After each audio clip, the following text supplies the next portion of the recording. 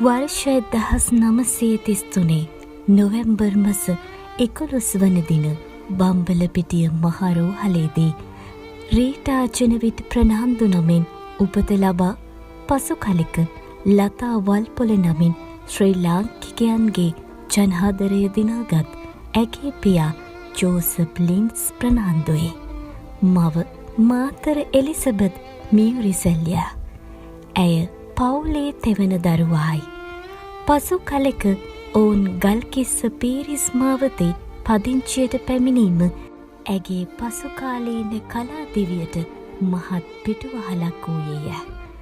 Vincent Alwis, Susil Premaratne, සීටී Fernando, TG Wickremesinghe වැනි ප්‍රවීණ කලාකරුවන් අසල්වාසින් වීමද ඊට තවත් හේතුවකි. රීටා ගල්කිස්ස ශාන්ති අන්තෝනි කන්‍යාරාමේ අධ්‍යාපනය ලබන සමයේ පටන්ම ගායනයට, නර්තනයට, රංගනයට දැඩි ආශාවක් දැක්වූ අතර ඇගේ පියාගේ පියානෝ එකෝඩියන්, වයලීනයත් ග්‍රැමෆෝනයත් ඇගේ ඉදිරි ගමනට මහත් රුකුලක් විය. වයස 16දී පමණ රීටා පල්ලියේ ගීතිකා කණ්ඩායමට තෝරා ගැනිණි. පසුව ඇය එහි නායිකාව ලෙස තේරීපත් වූවාය. පාසලේ සෑම නාට්‍යයකටම ඇගේ රංගනයෙන්, ගායනයෙන් හා නර්තනයෙන්ද මහත් පිටුවහලක් විය. එක් නාට්‍යයක හිඟන්නියෙකුගේ චරිතය රඟමින් තිලෝගුරු නාමයන් යන ගීතය ගයමින් කළ රංගනය කෙතරම් ප්‍රේක්ෂක සිත් දිනාගත්තේද කියතොත් වේදිකාවට විශාල වශයෙන් කාසි වැටෙන්නට විය. වරක ඇය එක් රැයකින් සරස්වතී නැටුමක් පුහුණු වී ඉදිරිපත් කර ඇත.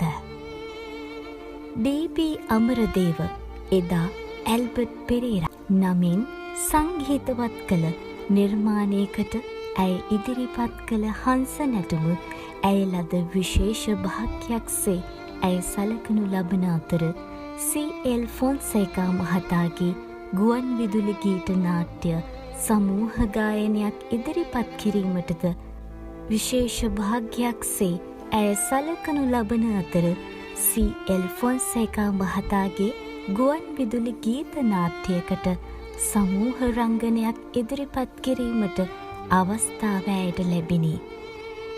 එයට පියාගේ හා පාසලේ ප්‍රධාන කන්‍යාතුමියගේ දැඩි විරෝධතා එල්ලවීම හේතුවෙන් මර්සිලින් ජයකොඩි පියතුමා සහ පී.එල්.ඒ. සෝමපාල සමග බිෂෝප්තුමා වෙත ගිය මව සහ රීටා ඒ සඳහා අවසර ලබාගෙන තිබිණි. වින්සන්ද අල්විස්ගේ සරල ගී වැඩසටහනක ඔහුත් සමග කඳුළු දෙනිතින් වෑහෙන ගීතය ගැයූ ලතාට පසුව අර්වින් ෆොන්සේකාගේ සරල ගී වැඩසටහන්වලට දායක වීමට අවස්ථාව ලැබිණේ. එහිදී ගැයූ නමෝ මරියනී ගීතය පසුව කොලොම්බියා තැටියකට නැගුණු අතර ඇය සුසිල් ප්‍රේමරත්නයන් හඳුනාගත් පසු ಭಾರತೀಯ ගායිකා ලතා මංගেশකර්ගේ චෝටගයි නම් ගීතය ඇයට පුහුණු කරවූයේය. එහිදී ಭಾರತೀය ලතාගේ ලගන්නාස්වර හින්ම ඇය වෙතින් දුටු සුසිල් ඇයට ලතා යන නම සුදුසු බව යෝජනා කළේය. පවුලේ අවසරය ඇතිව ඊට පසු රීටා ලතා විය.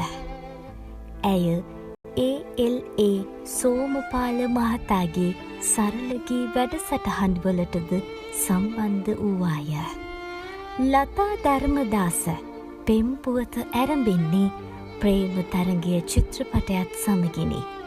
වර්ෂය 1957 දී විවාහ දිවියට ඇතුළත් වූ මොවුන් දෙපළට සුනිත්, අමිත්, ධම්මිකා, චමින්ද යනුවෙන් දරුවන් 7 දෙනෙක්ය. හරි හරි නම් ගීතය ඇගේ ප්‍රථම ගීතයයි. එදා රෑ චිත්‍රපටයෙන් සංගීතය මොහොමඩ් ගවුස්, සහාය ගායනය හර්බි සෙනවිරත්න, මුත්තුසාමි ප්‍රථම වරට සංගීතය අධ්‍යක්ෂණය කළ S.M. නායකම් නිෂ්පාදනය කළ ප්‍රේම තරගය චිත්‍රපටයට ලතාට ගීත ගැයීමට ආරාධනා කළහ. හෝ හඬදී බැස යන ගංගා උගත්තු වියත්තු සෑම මලින් හොඳ හොඳම වේය ලොව වැනි මිහිරි ගීත රැසක් ඇය විසින් ගායනා කර ඇත. ප්‍රේම තරගය හොඳම හොඳම වේය ලොව ධර්මදාස වල්පොල සමග අහංකාර ශ්‍රිය ප්‍රේමයේ චන්ද්‍රයා ලංකාරයෙන් මලක් පිපි ධර්මදාස වල්පොල සමග ගායනී යෙදුනේ. ඇගේ මුල්ම සම්මානය හීන හතක් මැත ගීතයෙන් ප්‍රථම වරට ඇය හිමි කරගත් අතර ගැටවරයෝ චිත්‍රපටයෙන්ද සරසවි සම්මාන 5ක්ද ජනාධිපති සම්මාන 2ක්ද දීපශිපා සම්මානය රණතිසර සම්මානය කලාශූරී සම්මානය වීර විදහන රන්සිලු සම්මානය දිනාගන්නට තරම් ඇය භාග්‍යවත් විය. ගායන දෙවියේ ස්වර්ණ ජයන්තිය ලතා රන්සර ප්‍රනාම වර්ෂ 1990ට 50 වසරක් තුළ සිංහල සිනමාවට කළ සේවය වෙනුවෙන් රන්සිලු සම්මානයෙන්ද ඇය පුද ලැබුවාය.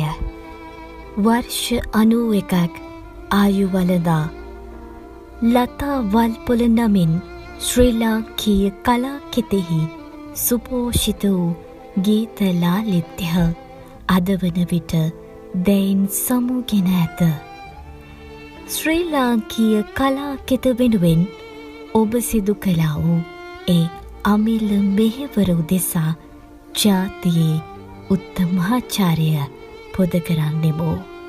එදෙන් ඔබට මුක්සුව ලැබේවායයි ප්‍රාර්ථනා කරන්නෙමු.